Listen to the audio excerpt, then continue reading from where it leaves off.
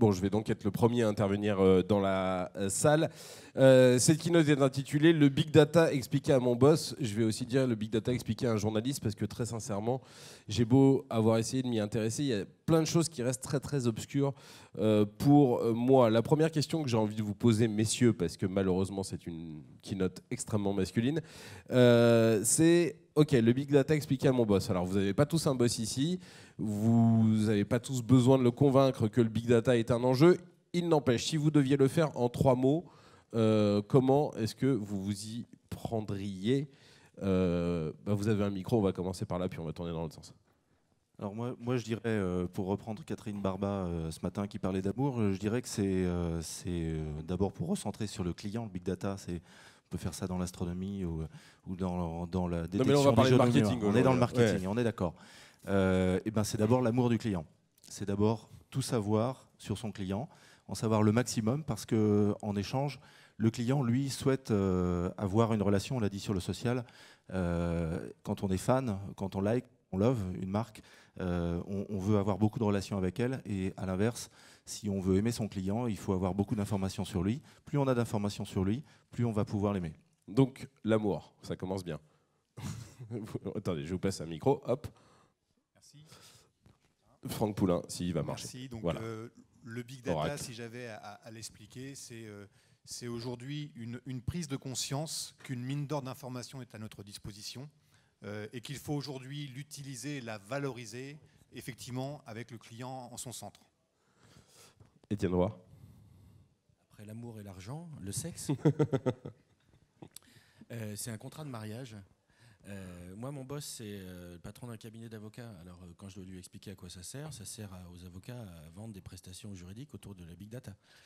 Plus clairement, voir quelles sont les évolutions sur la manière de connaître un client qui font qu'aujourd'hui, on a mis un mot dessus qui s'appelle big data. Il y a 2 facteurs clés à mon sens. L'immédiateté de l'interprétation de l'information. C'est plus le détail mining à la papa, parce que c'est à la fois de la base de données qui a de l'historique et de la longueur, et puis une information immédiate en temps réel qu'on doit interpréter en temps réel. Et ça nécessite de ne pas faire ça tout seul. On a besoin de prestataires pour faire de la big data, souvent, qui vont aider à analyser l'information. Et donc, moi, de mon point de vue, la big data, c'est reste propriétaire de ta connaissance client. Protection. On va passer le micro. Donc, bonjour, je suis Bruno Tevoul. Alors pour moi, le big data, c'est d'abord une réalité. C'est pas un buzzword, c'est pas un mot à la mode. C'est une réalité parce qu'en fait, on est tous concernés, confrontés tous les jours, en fait, au déluge informationnel. Voilà, donc mes voisins de droite le signalaient. On a à la fois deux événements qui viennent expliquer la réalité de ce big data, le volume et la variété des données qui nous envahissent depuis maintenant plusieurs siècles. Ça remonte à la Renaissance. Déjà à l'époque, on faisait difficilement face avec le volume de données contenues dans des bibliothèques papier. Désormais, Facebook, c'est 300 millions de contenus, 500 téraoctets de données, 10 puissance 12 données, imaginez. Voilà, donc aujourd'hui, c'est volume, variété de données, immédiateté de la donnée, tout ça fait qu'on est complètement submergé et qu'effectivement, à la fois techniquement, donc on n'a pas les outils forcément sous la main qui peuvent traiter d'un point de vue business, intelligence et CRM, ces volumes de données, on va dire, qui par nature sont multistructurés, j'y reviendrai, et en même temps, effectivement, l'immédiateté, les réseaux sociaux le prouvent encore. Voilà. 3 mots ? Oui, bonjour, Stéphane Darac, donc je suis cofondateur de la société Macasy. Dans 30 secondes, je présente ma société. Faites-le. Donc 200 Vous le ferez personnes. mieux que moi. 200 personnes, nous sommes éditeurs de logiciels, donc outils et plateformes pour la collecte, l'organisation et l'activation des datas. Pour nous, les datas, ce sont des données personnelles ou des données anonymes, d'ailleurs, donc des datas à usage marketing. Si je devais résumer en un seul mot, pour moi, c'est capital. Capital au sens d'un actif, donc on parle de data capital, puisque au même titre que les marques sont des actifs intangibles, nous pensons que les bases de données constituent un capital que nos clients sont voués à développer, travailler comme un actif. Alors, une fois qu'on a essayé de convaincre son boss avec 3 mots et une introduction, il faut peut-être lui expliquer à quoi ça sert et à quoi ça sert dans le business, parce que c'est bien ça le cœur du problème. On va continuer le tour de table. Arnaud Contival, donc vous dirigez une filiale d'une agence de pub spécialisée dans le big data. Enfin, c'est un peu obsolète, je suis désolé. J'ai racheté la société cet été au groupe Ah bah, c'est Omnicom, encore mieux. en pleine fusion Publicis Omnicom, avec un fonds français, je le précise. Omnicom n'en faisait peut-être pas l'usage qu'on aurait pu imaginer faire d'une belle agence Big Data qui date de 40 ans. Donc, comme Akadzi, pour parler un peu d'AID, c'est une société qui est composée d'une 50aine de data miners qui héberge des très grosses bases de données marketing depuis longtemps. On parle de clients comme Renault, PMU, des opérateurs télécoms. Donc, vous voyez l'importance des bases de données. Et on traite et on analyse ces données pour essayer d'améliorer la performance marketing. Donc le big data, chez nous, on en fait. Justement, ce qui est très intéressant là-dedans, c'est que on se rend compte, vous nous dites ça fait 40 ans, donc c'est pas nouveau le big data. C'est le prolongement de quelque chose.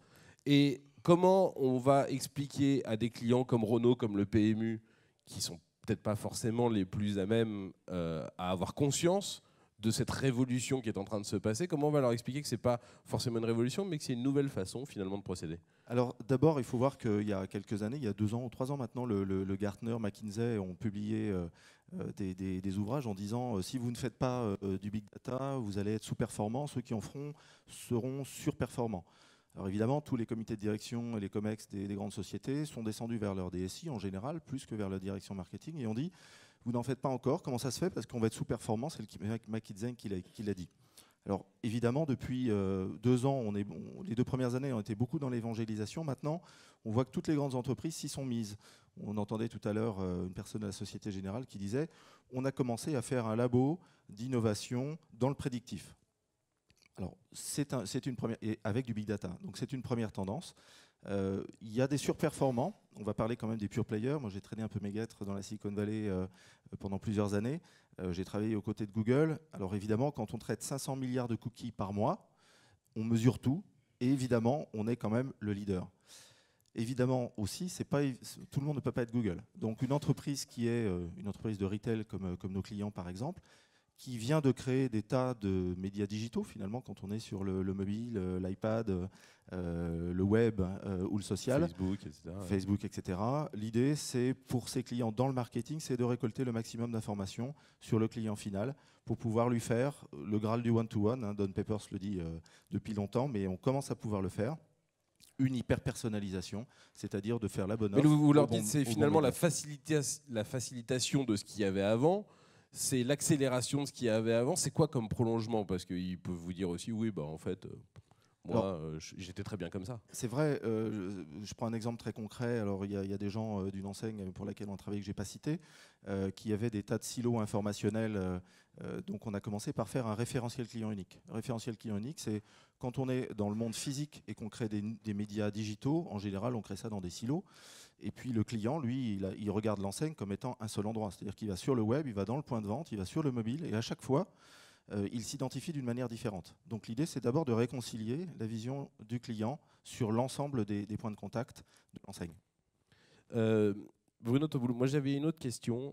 Tout à l'heure, il y avait Françoise Gris qui disait il y a un prérequis à la stratégie digitale, c'est en fait de mettre le client en centre. Alors je vais faire un peu de provoque. Il n'empêche que moi j'ai l'impression que le big data, c'est pas forcément totalement le client au centre, c'est plutôt le client centre d'intérêt et c'est le business qui est au centre. Est-ce qu'il y a une volonté de conciliation comme ça des deux? Alors effectivement, les données d'abord sont générées soit par les clients, soit par des objets connectés qui de toute façon derrière sont effectivement des données générées par de l'humain, quoi qu'il en soit. Donc oui, quand on s'intéresse au big data, on s'intéresse évidemment, enfin, en tout cas moi je le considère, à des problématiques clients sous l'angle du marketing. Ce que disait Arnaud tout à l'heure, on ne va pas parler aujourd'hui du développement du big data et de leur utilité dans leur analyse en sciences. Mais de toute évidence, ça fait avancer la science, par exemple, également. Bien évidemment, dans les domaines de la génétique, etc. On parle de métagénomique. Pour $1000 aujourd'hui, on est capable de séquencer totalement le génome. En matière de marketing, on va être capable, et Étienne en parlera, on est assez d'accord avec ça. Je pense qu'on est capable de traiter à la fois de l'information, on va dire, anonymisée, et également de l'information qui est de l'information que des clients vont pouvoir nous laisser, effectivement ou pas en toute confiance. Et là, le big data, l'avantage, c'est qu'on est capable de croiser aujourd'hui, effectivement, de corréler des données de tout type, de tout niveau, de toute structure. C'est là la grande nouveauté, c'est qu'on avance vers une science qui s'appelle la science des corrélations.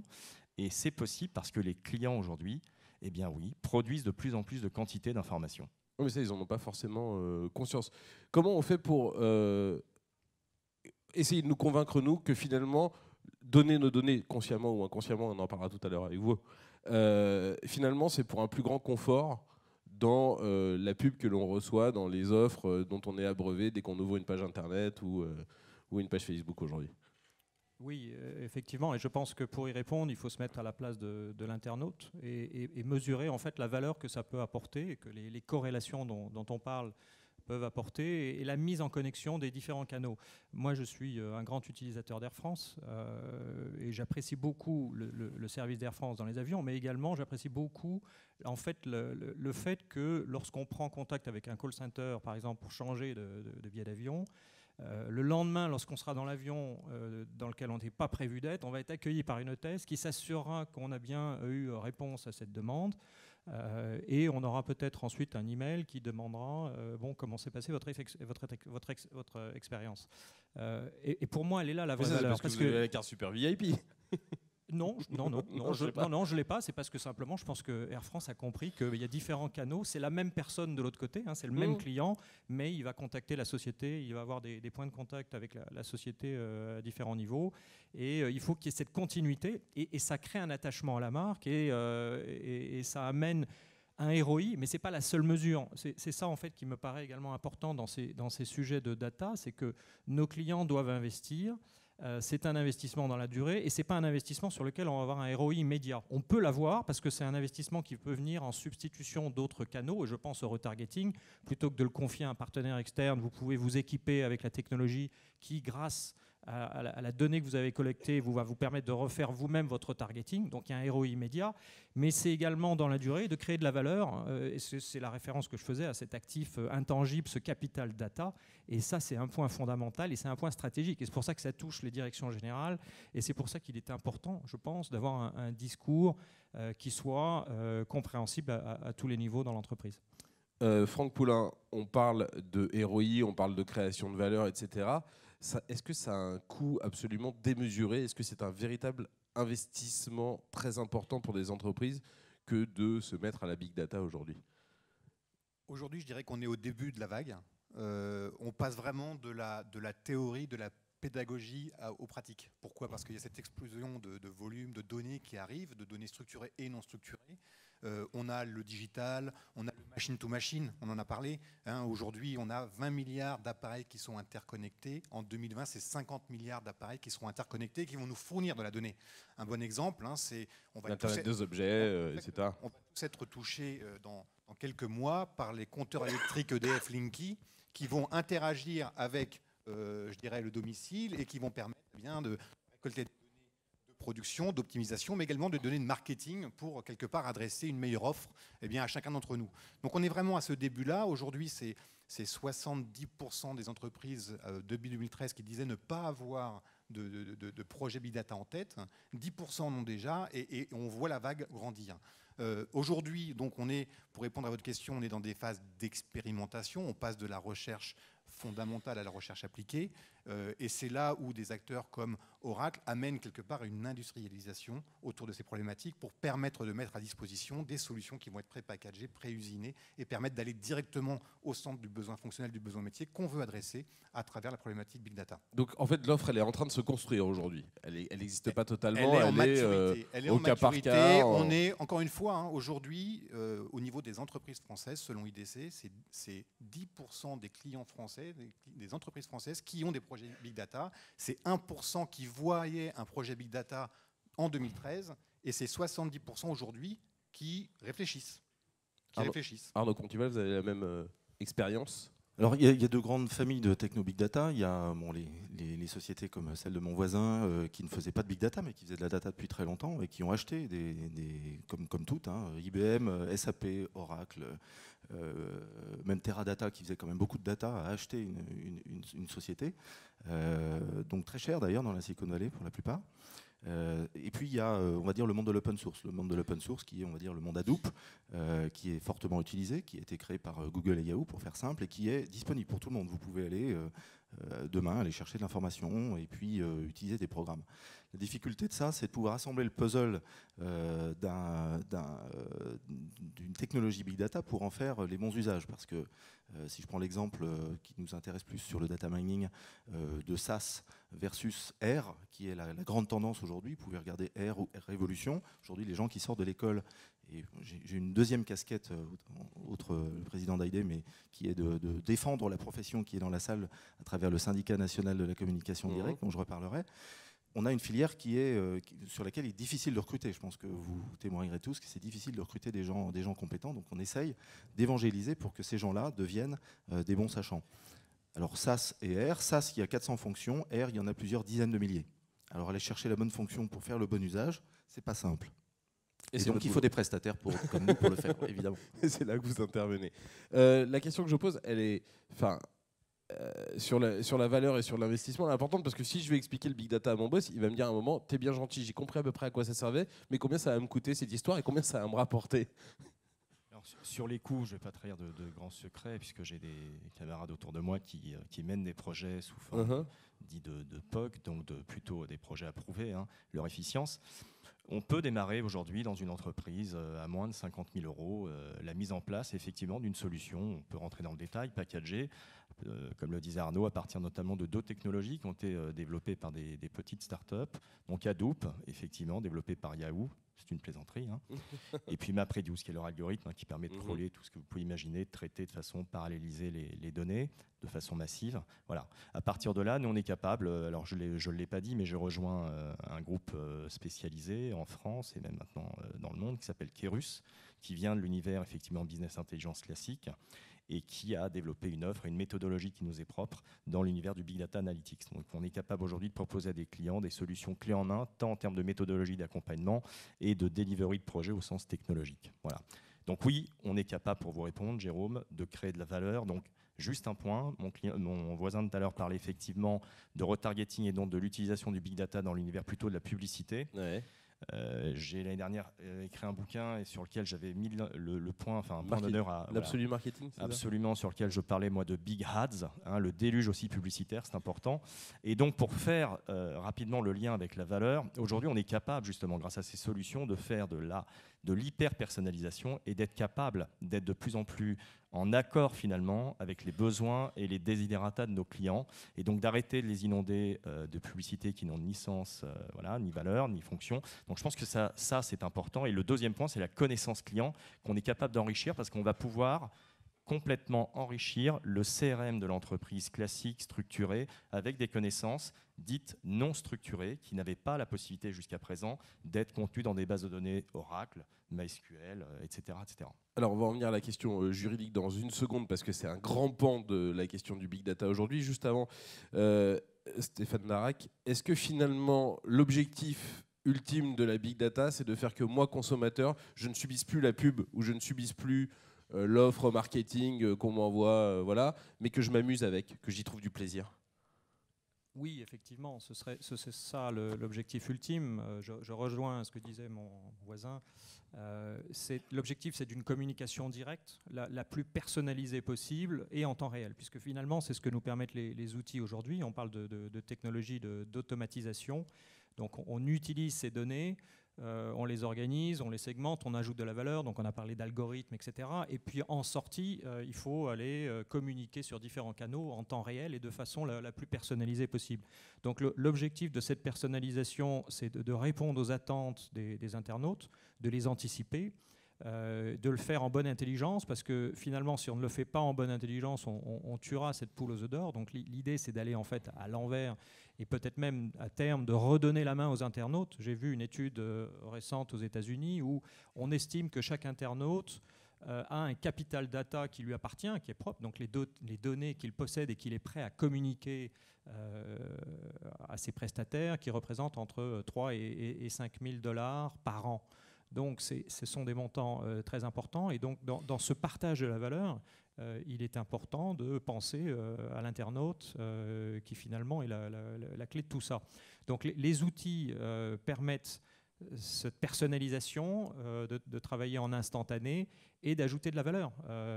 C'est une évidence. Alors on peut donner des exemples de passage entre différentes passerelles. Hein. Nous, on parle souvent de ce cas d'un internaute qui s'appelle Kevin, donc qui est client d'un grand distributeur. On sait qu'il a 35 ans, il est passionné de technologie d'informatique. C'est la nouvelle Madame Michu, en fait, Kevin. C'est la nouvelle Madame Michu, exactement. Okay. Elle s'appelle... C'est le petit-fils de Madame Michu. Ouais. Il s'appelle Kevin. Et donc, Kevin a accumulé 50 € de bons d'achat, et puis brutalement, il ne répond plus à nos emails, on n'arrive plus à entrer en contact avec lui, on ne sait pas ce qui s'est passé. Mais par chance, grâce à Facebook Connect, on sait qu'il est très actif sur différentes pages de fans, dont celle de Pampers.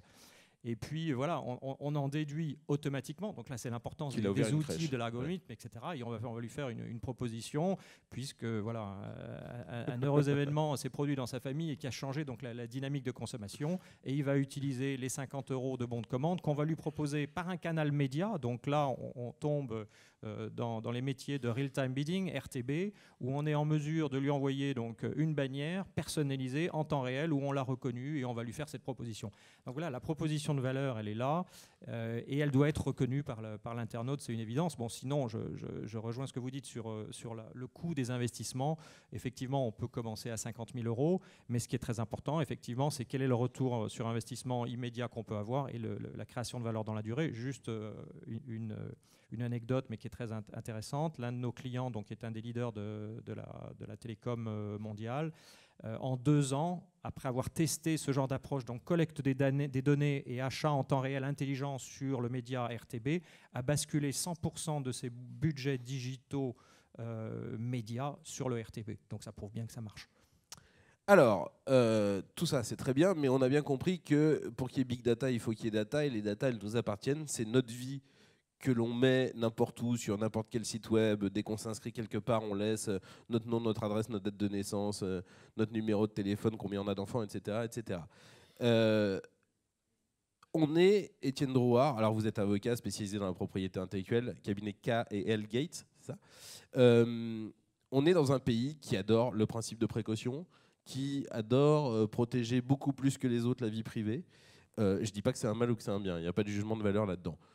Comment vous voyez, puisqu'on est au balbutiement de tout ça, la législation évoluer, la volonté du législateur de canaliser, juguler, brider cette espèce de business qui est en train de naître?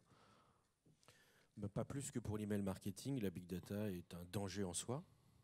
La question, c'est de savoir si au moment où le marché se développe, la régulation est prête ou si elle viendra plus tard. Si on parle d'aujourd'hui, 9 janvier 2014, 2 événements récents nous montrent quel est l'état de maturité du législateur sur ces sujets, ou du régulateur. Le 17 décembre 2013, la CNIL a publié une recommandation sur les droits des personnes en matière de cookies publicitaires. Une réglementation européenne prévoyait que les gens devaient consentir à l'installation d'un cookie dans leur machine, sans dire si ce consentement était implicite ou explicite. Fallait-il une case à cocher ou pouvait-on se contenter d'une information immédiate des personnes sans nécessairement qu'elles aient à exprimer quelque chose et qu'elles suivent leur navigation et qu'on puisse donc poser un traceur sur leur terminal qui est quand même juste la monnaie de l'économie numérique. Hein. C'est le moyen de transport la base de la tout. valeur. Ouais. Voilà. Eh bien, on nous dit en décembre 2013 que, après 18 mois de négociations avec 10 associations professionnelles, j'étais au cœur du sujet, c'était assez intéressant. On avait trouvé un accord avec la CNIL tout de suite pour prévoir que l'information des personnes devait être immédiate lors de leur première visite d'un service. C'est-à-dire que si on n'arrive pas à les reconnaître à travers le cookie qu'elles ne transportent pas, alors on va leur afficher un bandeau d'information sur le fait que des cookies existent et que si elles veulent en savoir plus, elles peuvent cliquer sur ce bandeau qui est distinct de la page, c'est pas au-dessus, il ne faut pas chercher, il n'y a pas besoin de scroller, il faut que l'information soit immédiatement accessible. Et à partir de cette accessibilité, qu'elles visitent le en savoir plus ou pas, la poursuite de leur navigation va emporter accord de leur part à ce qu'on installe un cookie dans leur machine. Ça veut dire que le régulateur s'est intéressé à une technologie déposée dans une machine et non pas à l'usage qui va en être fait derrière par le marché et les acteurs divers. Bon, c'est pas grave, c'est pas grave, c'est comme ça. On a réglementé un outil plutôt que l'utilisation de l'usage collectif et donc irréversible de cet outil. Donc il y a une meilleure transparence. Qu'est-ce qui est dangereux finalement? C'est de savoir si la perception qu'en ont les personnes est négative ou positive. Donc ce n'est pas à cause de la big data qu'il se passe plein de choses sur Internet dont ma mère est assez peu consciente. Il y a plein d'autres sujets. Qui est l'éditeur d'un site web, c'est quoi un hébergeur, quelle est la responsabilité sur Internet. Voilà, il n'y a pas besoin, comme pour une voiture, de savoir comment fonctionne un moteur à explosion pour passer son permis de conduire ou son permis de surfer sur le web. Donc le législateur aujourd'hui a régulé ces outils. Il a innové quelque chose qui avait été fait en 1994 par l'industrie américaine sur la régulation des cookies. C'est quand même eux qui ont inventé et le cookie et la manière de le réguler dans les navigateurs Internet. Ça, c'est la première chose. Aujourd'hui, on en est là. Et puis, ce qui nous attend pour 2016, c'est un règlement européen qui va réformer toutes ces règles de protection des données personnelles, qui, sur la notion de consentement, ne fera plus le flou pour savoir s'il est explicite ou implicite. Et donc, le consensus qu'on vient de trouver entre les régulateurs et les industriels sur la forme d'information des personnes, l'immédiateté de l'information, la possibilité d'exercer des droits d'opposition, de décocher des cases, de paramétrer un compte Facebook, etc. Ça va évoluer. Ça va évoluer dans un sens que l'affaire Prism rend plus compliqué. Donc aujourd'hui, la maturité du régulateur, c'est de se dire que si on peut écouter Angela Merkel et qu'il faut donc empêcher la NSA de nous écouter, c'est que pour ces raisons qui sont des raisons de souveraineté et d'intelligence économique entre les États, alors il faut mieux protéger les consommateurs parce que la protection des données, c'est important. C'est-à-dire que dans l'esprit du régulateur, il y a une confusion entre des enjeux de citoyenneté, de régulation, de souveraineté, de sécurité, de prévention du terrorisme, et puis les mêmes outils finalement, les réseaux de communication électronique, qui sont utilisés, eux, pour créer de la valeur, une publicité pertinente, etc.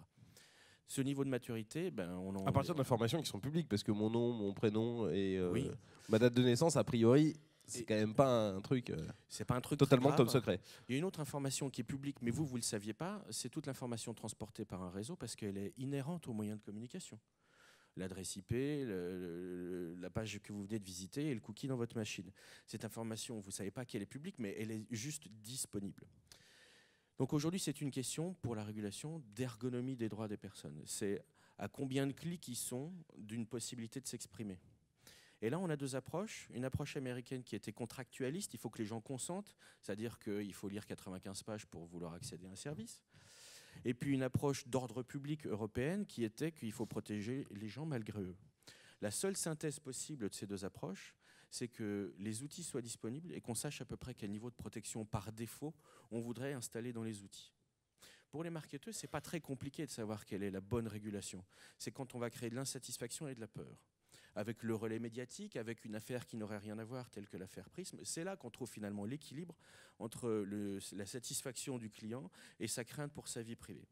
Et tout ça, ça échappe complètement à la régulation étatique. Donc, l'information des personnes, c'est un curseur que les entreprises doivent créer. Les régulateurs, ils vont suivre, ils pourront prononcer des sanctions et estimer que la règle est insuffisante, mais on est sur un marché mondial et des technologies distribuées. Tout ça n'est donc pas très grave en termes de régulation. Il faut donc aller sur la big data, faire ce qu'il faut en matière de cookies, parce que c'est ça qui a été régulé, faire ce qu'il faut en matière de protection des données personnelles au moment où je remplis une page et je fournis mes coordonnées, parce que ça, c'est régulé. Et puis l'usage collectif de tout ça qui fait que de toute façon, le contrôle de l'internaute, pour revenir sur une situation, il est assez faible. À mon sens, il ne s'arbitre que sur une question, c'est la durée de conservation d'informations. Et ça, c'est un sujet qui n'est pas à l'ordre du jour réglementaire, qui pose des questions de la mémoire des réseaux pour assurer la sécurité des réseaux, la mémoire des réseaux pour assurer la saisonnalité et la visibilité de l'évolution du client. Le vrai équilibre aujourd'hui, vie privée, usage commercial ou vie privée, sécurité publique, c'est la durée de la mémoire parce que les machines ne sont pas programmées pour oublier. Ouais. Seules nos mémoires biologiques sont faites comme ça. Le plus tard possible. Enfin bon. Et ce sujet que je viens de traiter, un peu trop long, il n'est pas à l'ordre du jour des travaux de régulation. Donc faites du commerce, et je voulais le dire tout à l'heure, quand vous avez un projet de big data, on va placer des traceurs sur vos services. Il y en a d'autres qui sont placés par votre même prestataire sur les services d'un autre et qui font que tout ça, ça va créer une connaissance un peu collective de la clientèle qui est venue vous visiter, dont vous ne connaissez pas encore le nom, mais elle a cliqué ici, elle a visité ça. Ce qui compte, ce n'est pas seulement que vous créez de la valeur, mais c'est que vous soyez le seul à créer la valeur que vous avez vis-à-vis de votre propre audience. Donc pour rester propriétaire un petit peu de son audience et éviter d'enrichir son concurrent qui a le même prestataire que vous et qui va savoir que votre client il est venu vous voir et donc il va lui proposer un autre service, il faut avoir une approche un petit peu concurrentielle de la big data, exiger dans des contrats que, par exemple, il y ait un secteur d'activité qui soit un peu réservé à votre activité à vous dans les prestations que vous faites. Des formes de clauses d'exclusivité relatives. Voilà. Ou alors, à la fin du contrat, qu'est-ce qui se passe? J'oublie tout ça? je perds toute cette valeur ou il y a une réversibilité de la prestation pour que je puisse la confier à quelqu'un d'autre. Ça, c'est en fait la préhistoire du droit de l'informatique. C'est-à-dire, si j'externalise un savoir pour apporter une création de valeur, il ne faut pas que je me retrouve en slip quand le contrat s'arrête. Il y a un point que vous avez soulevé, Étienne Drouard, c'est la crainte pour la vie privée. Alors, moi, j'ai envie de vous demander à tous, est-ce que c'est une réalité? Est-ce que vous la ressentez dans vos contacts, dans les gens que vous pouvez rencontrer, dans les consommateurs qui sont confrontés et qui ont un peu conscience de ça? Ou est-ce que c'est un fantasme de journalistes, de régulateurs et d'associations de consommateurs? Alors, c'est effectivement un fantasme, puisque au SNCD, on publie une étude sur le social tous les ans, que je vous invite à aller voir sur le site du sncd.org, mais aussi sur le mobile. Et deux années de suite, et les mobinautes nous disent à 58% et à 59% sur 2 années de suite, donc c'est assez stable, qu'ils sont d'accord pour être géolocalisés et recevoir des offres commerciales géolocalisées. Donc s'il y en a 50% qui disent qu'ils sont OK, ça veut dire qu'il y en a effectivement un certain nombre qui ne sont pas OK. 42% a priori. Voilà, donc il faut faire attention à cela. Par contre, pour ceux qui sont OK, on n'est plus tout à fait dans le big data, c'est-à-dire qu'on est plutôt, vous auriez tendance à dire c'est Big Brother, donc il faut faire très attention à faire l'amalgame, et Étienne le dit, il n'y a pas d'amalgame à faire. Par contre, on est dans le smart data. Pourquoi? Parce que faire une offre géolocalisée, ça veut dire comprendre d'abord qui est la personne. Deuxièmement, c'est savoir où elle est. Et troisièmement, c'est lui donner le bon message. Alors, si vous rêvez, par exemple, d'aller acheter une montre, c'était pour Noël à votre femme, et qu'il n'en reste qu'une comme ça dans Paris, vous allez voir cette montre sur Internet. Comme je l'ai vu, j'ai eu une offre commerciale sur cette montre et qu'on m'a dit elle est disponible à tel endroit, là on est data. Si en plus offre commerciale en me disant vous avez 10% dessus, ou là on est dans la relation client, voilà, on est dans la relation complètement individualisée. Donc les internautes, les consommateurs cherchent cette relation individualisée avec la bonne offre. Même question, Franck Poulain. Fantasme ou réalité, cette crainte sur la vie privée? Crainte sur la vie privée, je ne crois pas. On collabore tous sur les réseaux sociaux à fournir et à alimenter quelque part ces données. Aujourd'hui, le problème se pose plus. Nous sommes des Monsieur Jourdain, on fait de la big data sans le savoir. Exactement, je pense qu'on en fait tous. Par contre, la problématique de sécurité, pour moi, existe plus au niveau de l'entreprise, puisqu'on va capitaliser encore une fois sur une mine d'or qui nous permet d'avoir un avantage compétitif par rapport à nos concurrents, qui nous permet même parfois de monétiser cette donnée à des fins d'analyse marketing. Les opérateurs télécoms aujourd'hui, par rapport à tous les gisements de données, les télécommunications qu'ils vont récupérer, sont capables d'apporter une information sans équivalent pour servir des besoins de géomarketing à des sociétés diverses et variées. Et là, on est dans la monétisation de la donnée, on est dans la valorisation de la donnée. Et là, on va avoir une vraie problématique de sécurisation de la donnée pour qu'on puisse en garder le capital et qu'on puisse quelque part en maîtriser la valeur. Donc je la situerai plus là, la problématique de sécurité, la problématique de confidentialité, elle se situe plus dans le stockage et quelque part le coffre-fort qu'on va y mettre autour. Au point de vue du juriste, de l'avocat, c'est une vue de l'esprit, cette crainte pour la vie privée? Non, c'est pas une vue de l'esprit. Les sondages qui ont été mentionnés sont vrais. Et c'est la même personne qui va répondre à la CNIL qu'elle a peur pour sa vie privée. Et c'est-à-dire qu'on n'a pas totalement conscience de ce qu'on donne. Mais non, mais on n'est pas, vous comme moi, et même si on s'interrogeait tous les matins, midi et soir sur le sujet de la vie privée, nous ne sommes pas cohérents au sens où nous ne sommes pas la même personne selon qui nous parle. Donc on ne dit pas à un copain à un dîner mondain ou sur un réseau social la même chose que ce qu'on va dire à une entreprise. Une fois que j'ai dit ça, c'est aussi bête que l'analyse du comportement humain. Cette notion de confiance, elle est un curseur qui va de 0 à l'autre extrémité et qui fait que ce n'est pas un fantasme. Les gens ont peur pour leur vie privée et pourtant ils fournissent une information et perçoivent une valeur à travers ce service intelligent qui a consisté à les tracer partout. Ça ne veut pas dire que nous sommes des fous furieux, mais cette schizophrénie s'explique par le fait que dans une relation de confiance ou dans une relation de méfiance, nous n'avons pas conscience que les mêmes outils permettent la même trace. Voilà. Donc, qui a le droit de les utiliser? À la minute à laquelle une personne vous répond, elle va vous dire une chose et 2 minutes plus tard, elle vous dira autre chose parce que ça dépend. Comment on gère ça? Ouais. En écoutant l'insatisfaction, et la big data sert aussi à ça. Aujourd'hui, on écoute beaucoup les réseaux sociaux pour savoir qui pourrait être transformé en client et qui pourrait peut-être créer un buzz super négatif parce qu'il a une mauvaise expérience. Et donc, il faut écouter l'insatisfaction. Et c'était ce point d'équilibre un peu capitalistique sur l'échange de l'offre et de la demande de vie privée. Mais c'est comme ça que ça fonctionne en matière de commerce comme de liberté individuelle. Bruno Tauboul. Ouais, je suis assez d'accord avec les propos qui venaient d'être tenus par Étienne. Mais en même temps, je voudrais quand même rappeler qu'aujourd'hui, effectivement, les frontières, elles sont un peu floues entre vie privée et, entre guillemets, ostentation publique de ce qu'on peut dire et être sur les réseaux sociaux. Et l'autre point, c'est que désormais, on le sait, techniquement, on est capable, encore une fois, c'est un point important, d'anonymiser des données, donc de repérer n'importe quel individu à partir de ces données mobiles en 4 points. Ce n'est pas de la triangulation, c'est de la quadrille. Voilà. 4 points seulement suffisent pour savoir qui vous êtes et où vous vous trouvez au moment où je vous parle. Sans avoir dit, évidemment, qui vous étiez, bien évidemment. Donc, je pense que c'est effectivement à la fois un fantasme, c'est certes très anxiogène, c'est tout le paradoxe, et en même temps, c'est inévitable. Je crois que demain, on aura, alors un peu comme sur le modèle anglais, pour conclure là-dessus, il y a un projet qui s'appelle MyData, qui permet effectivement à la fois aux consommateurs et en même temps, dans une perspective plutôt open data, de permettre à des patients, par exemple anglais, d'accéder, de laisser des laboratoires où les médecins anglais accéder au dossier, par exemple médical, ce qui est quand même une révolution. On imagine que demain, des développements dans l'univers privé se feront de la même manière. On imagine dans les grandes enseignes de la distribution, notamment dans les banques, parce que les banques savent tout de nous aujourd'hui, elles sont capables de tracer de vos faits et gestes. Donc on pense que demain, l'avenir sera plutôt dans des projets du type MyData. Stéphane Darac. Oui, je pense qu'il y a un véritable risque pour les entreprises à l'utilisation des données. D'ailleurs, chez Macasy, nous sommes associés avec IFOP pour faire une étude que vous trouverez sur notre site. Et très clairement, les entreprises sont conscientes de ce risque, en particulier en termes de réputation et de risque juridique. Donc on ne peut pas le nier. Donc je pense que si on veut utiliser la valeur qui est inhérente à ces data, il faut le faire en bonne intelligence. Nous, notre recommandation à nos clients, c'est d'abord de s'équiper d'outils. Alors ça nous sert puisque c'est ce que nous vendons. Nous vendons la technologie qui permet de le faire. Vous n'allez pas dire le contraire, mais bien et vous avez bien raison.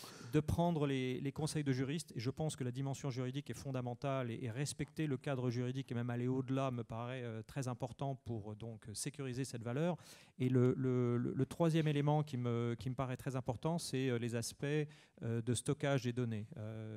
Donc toute la partie hosting et en particulier la juridiction où on fait le stockage des données, les pays, le passage des frontières. Enfin, il y a des aspects qui sont fondamentaux donc dans la protection de cette valeur, puisque voilà, en introduction, on m'a demandé quel était le mot. Pour moi, c'est le mot capital.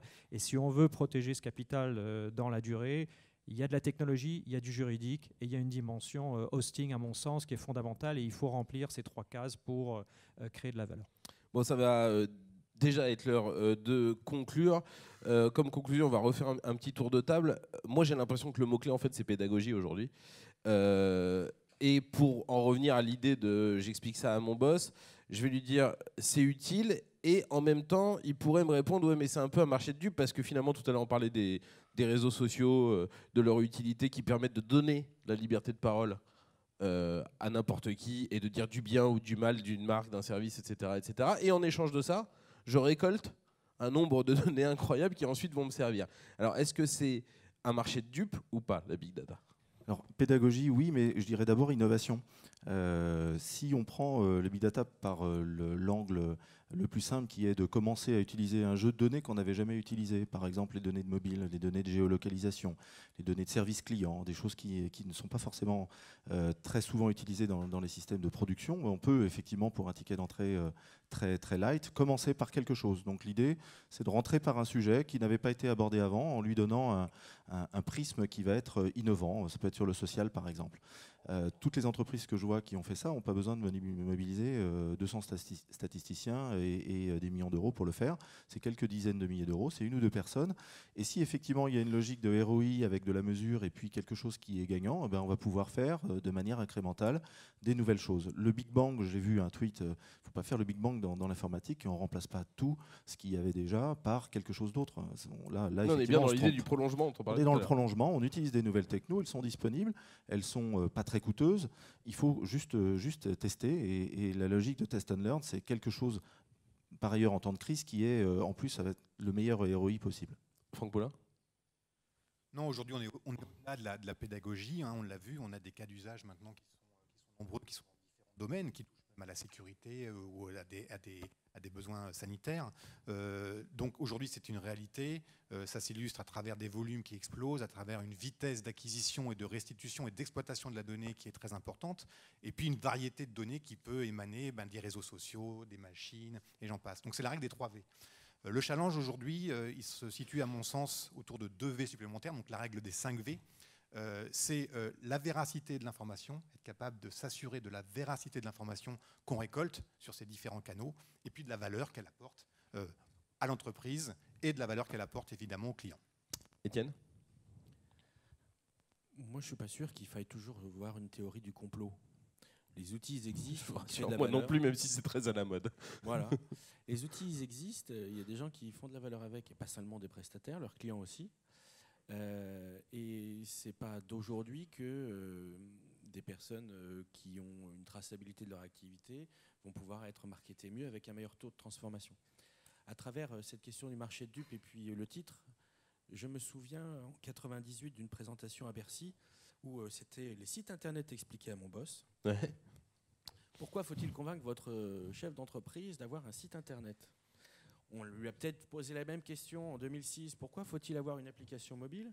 On lui a peut-être même posé la question en 2008, pourquoi faut-il aller sur les réseaux sociaux ? Ils y sont juste allés, et s'ils y vont pas, ou s'ils y vont, ils feront pas machine arrière. C'est pas simplement parce qu'on a des super prestataires qui nous vendent tellement bien des prestations informatiques. C'est parce qu'aujourd'hui, ça crée de la valeur, ça crée une différence concurrentielle. C'est un gisement de business. Et si ça crée de la différence et une valeur concurrentielle, c'est bien qu'il y a un consommateur qui a été mieux convaincu par un discours adapté que par quelque chose qui ne l'était pas. Ouais. C'est aussi vieux que le commerce. Finalement, nos 3 mots du début qui étaient amour, argent et sexe, c'est la définition du commerce depuis toujours. Oui, pour conclure, moi je dirais qu'effectivement, le moment est venu en fait pour les entreprises, quelle que soit leur taille, d'exploiter ces gisements de données non structurés. Finalement, cette révolution, on la vit quotidiennement, encore une fois. Cette mutation, on ne la subit pas. On essaie justement de... J'aimais beaucoup l'intervention là, de Madame Sauty-de-Chalon qui parlait d'économie du serpent. On mue, et les clients muent, et les entreprises, pour qu'elles continuent à survivre, ont besoin de muter. Et je crois que cette mutation de la donnée, elle est cruciale. Donc il faut qu'on prenne ensemble, prestataires, annonceurs, marques, effectivement, ce virage, pour pouvoir faire en sorte que ça profite aux clients, bien évidemment, en respectant sa vie privée, en respectant les données, on va dire de manière générale, sur un plan éthique et juridique, mais pas seulement. Je pense que ça va profiter globalement à toute cette industrie parce qu'on va pouvoir adresser, encore une fois, des messages beaucoup plus ciblés, au bon moment, via le bon canal, à des gens qui souhaitent être effectivement en relation avec une marque à un moment donné. On va donc être plus efficace, c'est ça le message finalement. Être plus efficace et profiter de cette manne du déluge informationnel. Oui. Stéphane Darac, un mot de conclusion. Ma conclusion, c'est que je suis extrêmement optimiste pour les entreprises qui sauront utiliser le big data et les données. Je pense que c'est un gisement de création de nouveaux business models qui est incroyable, à la fois pour des entreprises bien établies. Je pense par exemple aux constructeurs automobiles aujourd'hui qui se posent la question d'utilisation des data qui vont être remontées des automobiles avec des applications dans le domaine de la sécurité, dans le domaine de l'entretien, dans le domaine de la maintenance et des nouveaux business models qui vont être créés à partir de ça. Bon, pour moi, il y a un gisement de création de valeur qui est énorme dans ce domaine-là et c'est un exemple. Un autre exemple, j'étais frappé de voir qu'au CES à Las Vegas cette semaine, une société française a présenté un vêtement sportif muni de capteurs intégrés au textile et donc permet de remonter des informations sur une personne qui par exemple est en train de faire son jogging et ce sont des informations qui bien évidemment pourront être utilisées un jour, j'imagine, dans le domaine médical, dans le domaine de l'assurance, etc. Donc je pense que c'est sans limite ce que l'on pourra faire dans l'avenir et moi mon discours aux directions générales de nos clients c'est de dire innovons ensemble, trouvons des nouveaux business models qui sont des relais de croissance pour vous, à charge pour nous de vous fournir les outils, le service juridique, l'hébergement, etc., qui permettront de le faire de façon efficace. Mais ça, c'est la plomberie. À vous donc d'innover sur le business model et c'est un challenge qui me paraît passionnant. Voilà, c'est une belle conclusion, un gisement de business, un gisement de création de valeur. Merci beaucoup à tous et Nicolas, je te repasse la parole.